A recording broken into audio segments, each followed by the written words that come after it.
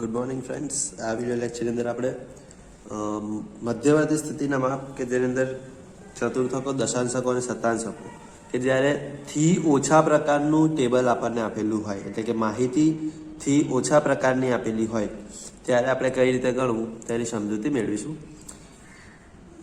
દાખલો છે કે 75 કુટુંબોના પેટ્રોલના માસિક ખર્ચની માહિતી આપેલી છે.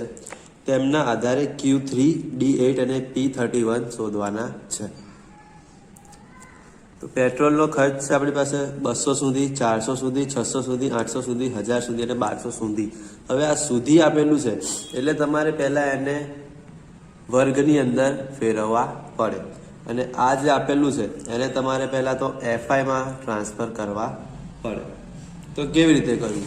તો કે જે 200 સુધી છે એટલે ક્યાંથી લઈને 200 સુધી હોય તો કે 0 થી હોઈ શકે છે, 100 થી હોઈ શકે છે, એટલે આપણને ખબર છે નહીં એટલે આપણે અહીંયા પૂરેપૂરા લખી દેવાના 200 સુધી.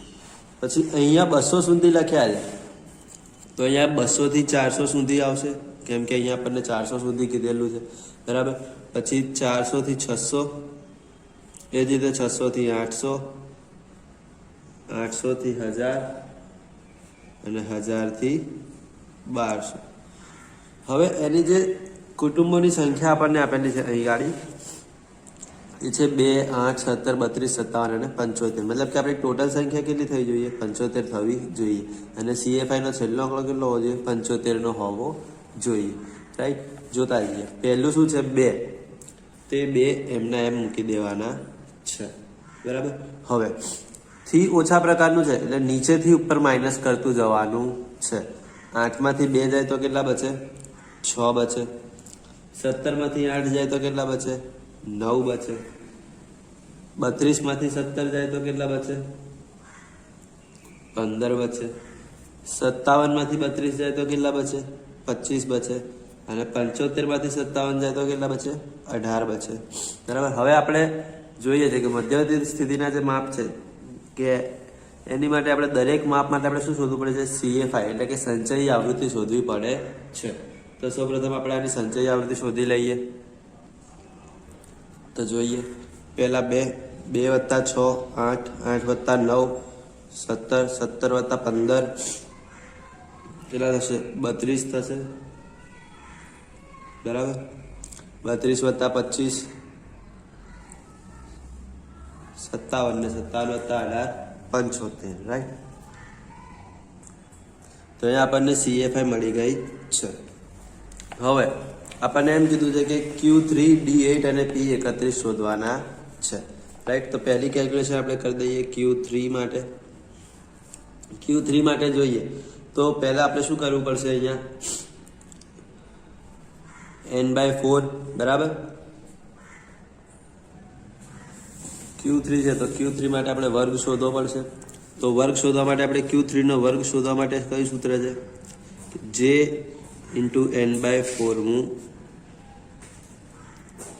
અવલોકન, બરાબર. હવે જે કેટલા કીધા છે આપણને? 3 કીધા છે એટલે અહીંયા આપણે 3 મૂકીશું. n કેટલા છે આપણી પાસે? 75 છે તો 75/4 નું અવલોકન.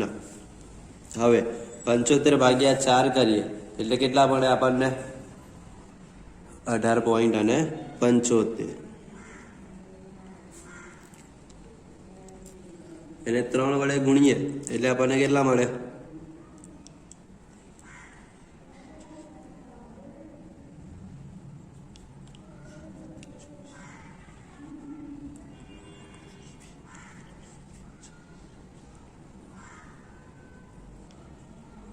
56.55, બરાબર. ટેલી કરી લઈએ એકવાર. 56.25 મળે, બરાબર.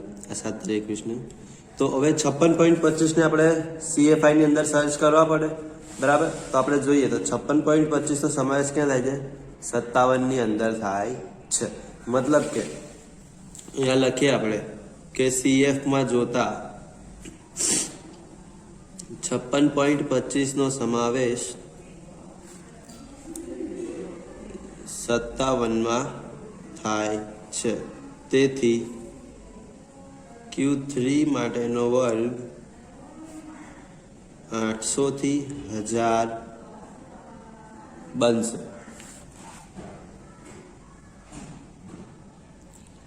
બરાબર. Q3 માટેનો વર્ગ કયો બનશે? 800 થી 1000 બનશે. હવે આપણે જોઈએ તો આપણી Q3 માટેનું સૂત્ર શું છે?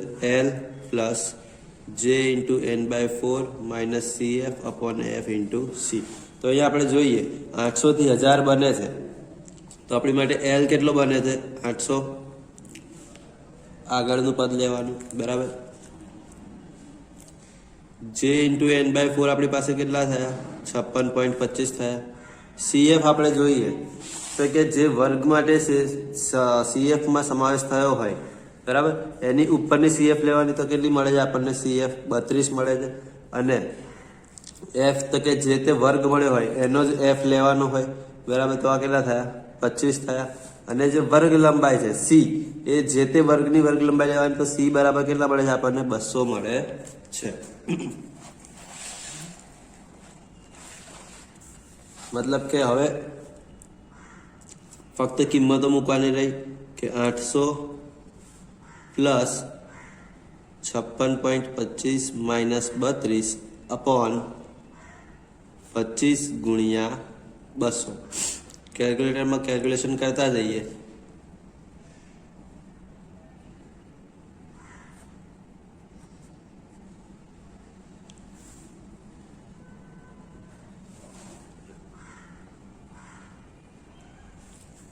બરાબર. તો કેટલા મળે છે આપણને? 994 મળે છે.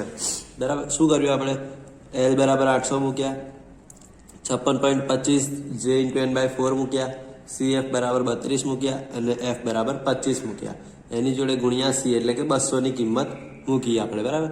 તો હવે 800 તો હતા જ એમને 34.25 મળે. 56.25 માંથી 32 માઇનસ કરીએ એટલે એની જોડે 200 ને ગુણી કાઢ્યા અને છેદમાં 25 વડે ભાગ્યા તો 25 × 200. 34.25 ગુણ્યા 8 કરીએ એટલે આપણને 194 મળે છે. તો 800 અને 194 કેટલા થયા? 994. તો આપણી માટે Q3 કેટલો થયો? 994 થયો. એ જ રીતે આપણને કીધું છે હવે D8 શોધવા માટે. તો અહીંયા આપણે લખીશું D8 નો વર્ગ. હવે D8 છે એટલે શું કરીશું? J ઇન્ટુ N/10 નું અવલોકન કરી દઈશું. બરાબર. જે કેટલા કીધા છે આપણને? 8. N કેટલા છે આપણી પાસે? 75 ભાગ્યા 10 નું અવલોકન. તો 8 ગુણ્યા 7.5 નું અવલોકન થઈ જાય. 75 ભાગ્યા 10 એટલે હવે આ આપણે કરીએ તો આપણને કેટલા મળે છે?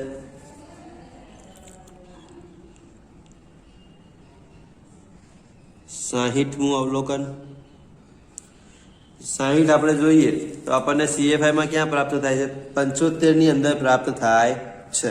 બરાબર. તો આપણે અહીંયા લખીએ કે CF માં જોતા 60 નો સમાવેશ 75 માં થાય છે. તેથી D8 માટેનો વર્ગ 1000 થી 1200 મળે. બરાબર. જો કેટલો છે? 1000 થી 1200 છે એટલે D8 માટેનો વર્ગ કેટલો બનશે આપણી પાસે? 1000 થી 1200 નો મળશે. બરાબર. હવે D8 નું સૂત્ર શું છે આપણી પાસે? L plus J into N/10 minus CF upon F into C. Same L જે તે વર્ગ મળે તેની અધાસીમાં લઈ લેવાની. તો L બરાબર 1000. J ઇન્ટુ N/10 આપણે શોધ્યા છે. કેટલા છે આપણી પાસે? 60 છે. CF આપણે શોધીએ. બરાબર. તો કે જે 75 મળ્યા એની ઉપરની લેવી પડે. તો 75 જે છે જે તે વર્ગની CF છે તેના અગાઉના વર્ગની CF કેટલી છે? 57. તો અહીંયા આપણે લખી દઈએ 57. F બરાબર કેટલા મળે છે આપણને? તો કે જે તે વર્ગ મળ્યો છે તે જ વર્ગની આવૃત્તિ લેવાની છે. તો F બરાબર આપણી પાસે કેટલા છે? અવેલેબલ 18 છે. અને C બરાબર કેટલા છે આપણી પાસે? 1000 થી 1200 બંનેનો ડિફરન્સ કેટલો આવે છે? 200 નો ડિફરન્સ આવે છે. બરાબર. તો હવે આ દાખલાને આપણે આગળ ગણીએ D8 માટે.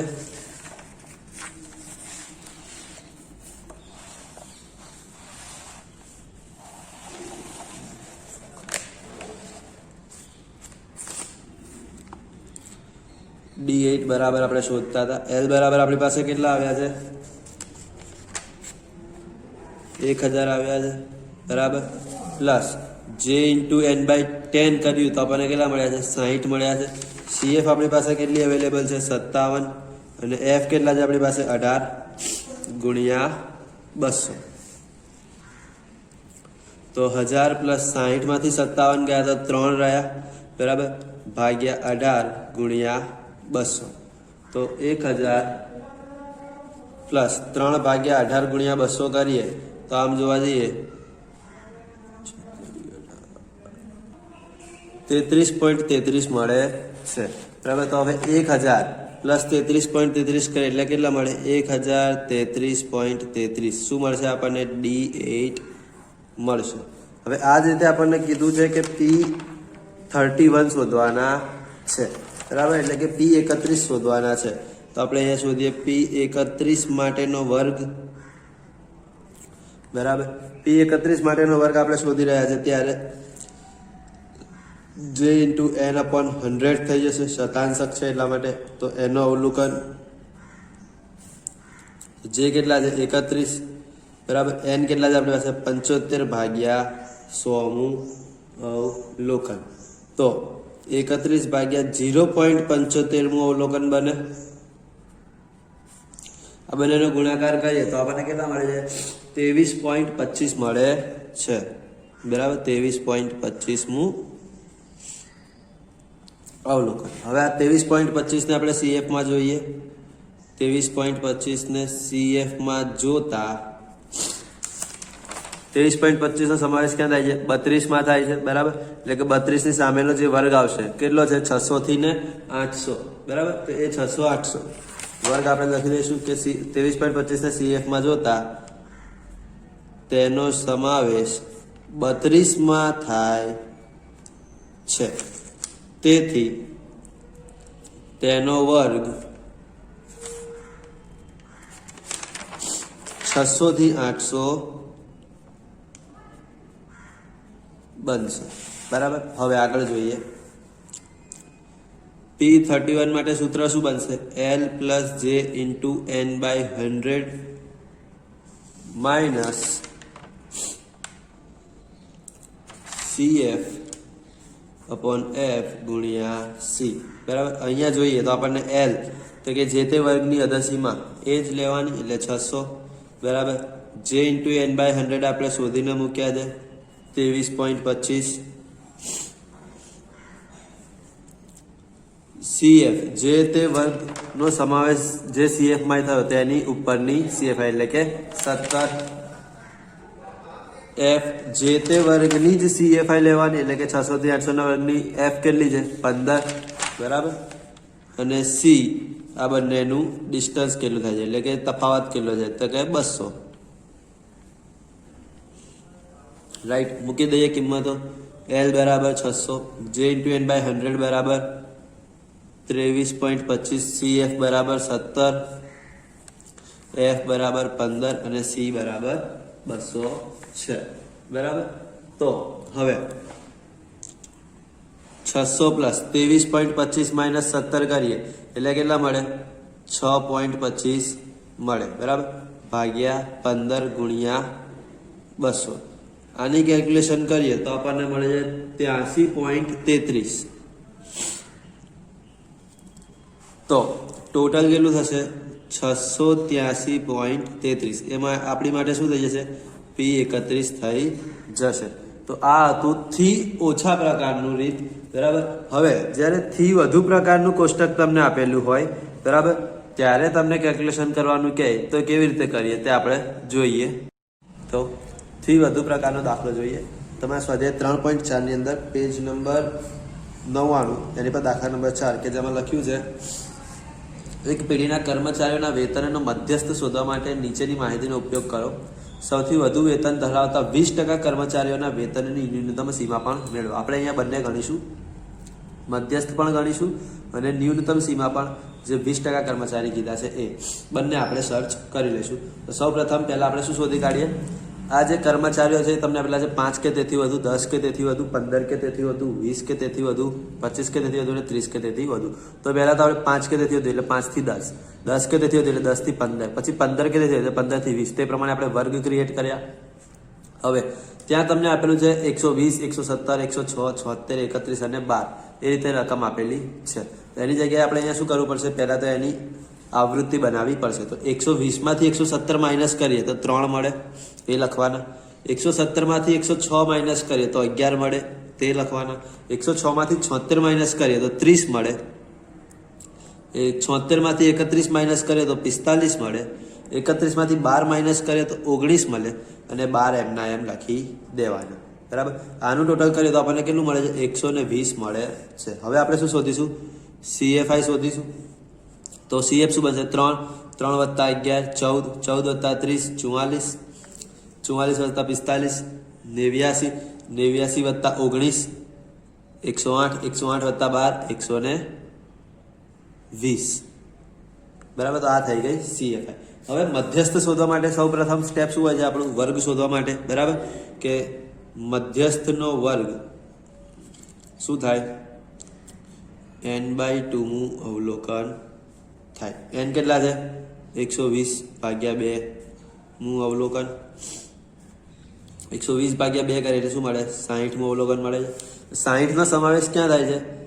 89 માં થાય છે. તો અહીંયા લખી શકીએ કે CF માં જોતા 60 નો સમાવેશ 89 માં થાય છે. તેથી મધ્યસ્થ માટેનો વર્ગ 89 ની સામે વાળો 20 થી 25 બનશે.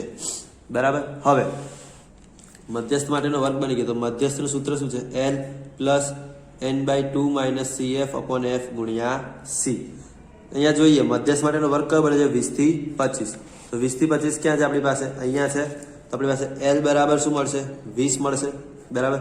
CF માટે આપણે શું કહે છે? કે જે તે વર્ગ મળ્યો હોય તેના ઉપરના વર્ગની CF. તો 20 થી 25 ની CF કેટલી છે? 89. 89 ની ઉપર કેટલી CF છે? 44. તો અહીંયા આપણે શું લખીશું? 44 લખીશું. બરાબર.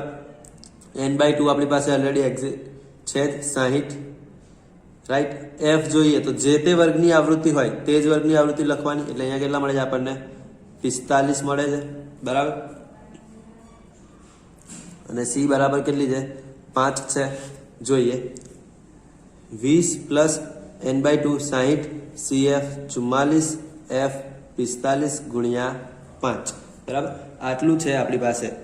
હવે આપણે આગળ કરીએ તો 20 પ્લસ 60 માંથી 44 જાય તો કેટલા રહે? 16 રહે. 16 ગુણ્યા 5 ભાગ્યા 45. બરાબર. એટલે કે 20 પ્લસ 45. બરાબર. તો અહીંયા જોઈએ 20 પ્લસ 16 પંચું ને 80, 80 ભાગ્યા 45. તો 20 પ્લસ 80 ભાગ્યા 45 કેટલા થાય છે? 1.78. મતલબ કે આપણને મધ્યસ્થ કેટલો મળે છે? 21.78. શેમાં મળે છે? અહીંયા રકમ છે એની અંદર છે 1000 છે. એટલે કે 1000 રૂપિયા. બરાબર. કેટલા રૂપિયા? 1000 રૂપિયા. હવે આ મધ્યસ્થ મળી ગયો. હવે આપણે શું શોધીશું? આપણને એમ કીધું છે કે સૌથી વધુ વેતન ધરાવતા, સમજો. બરાબર. આ એક વેતનની રેખા દોરી છે કે સૌથી વધુ વેતન ધરાવતા 20% કર્મચારી. બરાબર. આ કેટલા ટકા હોય? પૂરેપૂરું 100% હોય. બરાબર. કેટલા ટકા હોય? પૂરેપૂરું 100% હોય. એમાંથી સૌથી વધારે વેતન ક્યાં હશે? અહીંયા હશે.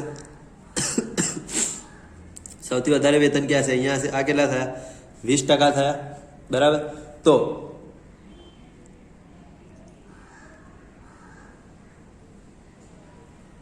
આ 20% થયા. તો આ બાકીના કેટલા રહ્યા? 80% રહ્યા. આપણને શું કીધું છે કે સૌથી વધુ વેતન ધરાવતા 20% કર્મચારીઓના વેતનની ન્યૂનતમ સીમા શોધો. બરાબર. સૌથી વધારે 20% વેતન હોય એમની ન્યૂનતમ સીમા કેટલી હોય? 80%ની જેટલી હાઈએસ્ટ હોય એટલી હોય. બરાબર. કે આ સીમા પર એ લોકોને ન્યૂનતમ વેતન મળતું હોય. બરાબર. તો આપણે શું શોધવું પડે? અહીંયા D8 શોધવા પડે અથવા તો P80 શોધવા પડે. બંનેનો મતલબ એક જ થાય છે. બરાબર. તો જોઈએ D8 શોધીએ આપણે અથવા તો P80 શોધીએ આપણે. ચલો P80 બરાબર બંને રીતે શોધી દઈએ છીએ. P80 બરાબર. તો P80 નો વર્ગ મેળવવા માટે આપણે શું કરવું પડશે? પહેલા તો J × n/100 નું અવલોકન કરવું પડશે. J કેટલા કીધા છે આપણને? 80 કીધા છે. n કેટલા છે આપણી પાસે? 120 છે. બરાબર. ભાગ્યા 100 નું અવલોકન. આનું સાદુરૂપ આપીએ તો આપણને 96મું અવલોકન મળે છે. હવે આપણે આને CF માં જોઈએ તો 96 નો સમાવેશ ક્યાં થાય છે? 108 માં 96 નો સમાવેશ થાય છે, રાઈટ. મતલબ 108 ની જે સામેનો વર્ગ હોય એ શું બનશે આપણી માટે? P80 માટેનો વર્ગ બનશે. આની ઉપરની જે આવૃત્તિ હોય આપણી માટે સંચય આવૃત્તિ બનશે જે 89 છે, અને આનો જે આવૃત્તિ છે 19 એ જ આપણી શું બનશે? F બનશે, બરાબર. તો લખી દઈએ કે CF માં જોતા 96 નો સમાવેશ 108 માં થાય છે, તેથી P80 માટેનો વર્ગ કયો મળે છે આપણને? 25 થી 30 મળે છે, બરાબર. હવે 25 થી 30 મળે તો આપણે P80 માટેનું સૂત્ર શું છે? L plus J into n/100 minus CF upon F ગુણ્યા C. L જોઈએ તો કયો મળે? 25 મળે, બરાબર. હમણાં જ કીધું J ઇન્ટુ n/100 આપણે શોધેલું છે 96, બરાબર. CF આપણે જોઈએ તો જે તે વર્ગ મળ્યો હોય મધ્યસ્થ વર્ગ તેની ઉપરની જે CF હોય તો આ મધ્યસ્થ વર્ગ માટે 108 ની CF હતી, તેની ઉપરની કઈ છે? 89, તો એ 89 બની જશે. અને F બરાબર કેટલા મળે છે? 19. C બરાબર જોઈએ તો આ વર્ગ જે મળ્યો એની વર્ગ લંબાઈ કેટલી છે? 5, બરાબર. કિંમતો મૂકતા જઈએ. L ની કેટલી આવશે? 25, અહીંયા 96, CF માં આવશે 89, F ની કિંમત 19 અને C ની કિંમત 5. 25 પ્લસ 96 માઇનસ 89 કરીએ તો આપણને કેટલા મળે છે? 7 મળે છે. 7 ગુણ્યા 5 ભાગ્યા 19, બરાબર. તો 25 એમના એમ 7 પંચું 35 ભાગ્યા 19 બને, તો 25 વત્તા 35 ભાગ્યા 19 કરીએ એટલે આપણને કેટલા મળે? 1.84 મળે છે. માટે આપણો ફાઇનલ આન્સર શું બને છે? 26.84,000 રૂપિયા, બરાબર. P80 કે જે 20% સૌથી વધુ વેતન ધરાવતા કર્મચારીઓ છે એમાં એ લોકોની સૌથી ન્યૂનતમ કિંમત કઈ છે? 26.84,000 રૂપિયા, બરાબર. D8 થી તમે શોધશો તો તમારે અહીંયા ચેન્જીસ થશે. D8 ના ખાલી ચેન્જીસ બતાવી દઉં છું તમને કે D8 તમે શોધો તો સૂત્ર શું બની જાય છે? L પ્લસ J ઇન્ટુ n/10મું અવલોકન બને, બરાબર. જે ઇન્ટુ n/10 અવલોકન મળે એટલે કે અહીંયા તમને કેટલા મળે? 12 મળે. અને D8 છે એટલે 12 × 96 થઈ ગયું, બરાબર. બાકી બધી કિંમત તમારે આની આ જ મળવાની છે સીધી, તો જ તમને આટલી કિંમત મળે. 12 × 96 થયું તો હવે 96 ની ઉપર જોઈશું તો સેમ આ જ વેલ્યુઝ મળશે આપણને, બરાબર. તો આપણો આન્સર શું બનશે? 26.84,000 રૂપિયા બનશે. એટલે કે જે સૌથી વધુ વેતન ધરાવતા 20% કર્મચારીઓ છે, બરાબર, એમની વેતનની ન્યૂનતમ સીમા કઈ થાય? ન્યૂનતમ સીમા એટલે કે ઓછામાં ઓછું વેતન એમનું કેટલું હોય? 26.84,000 રૂપિયા હોય. હવે નેક્સ્ટ વિડીયોની અંદર આપણે બહુલક વિશે ભણીશું.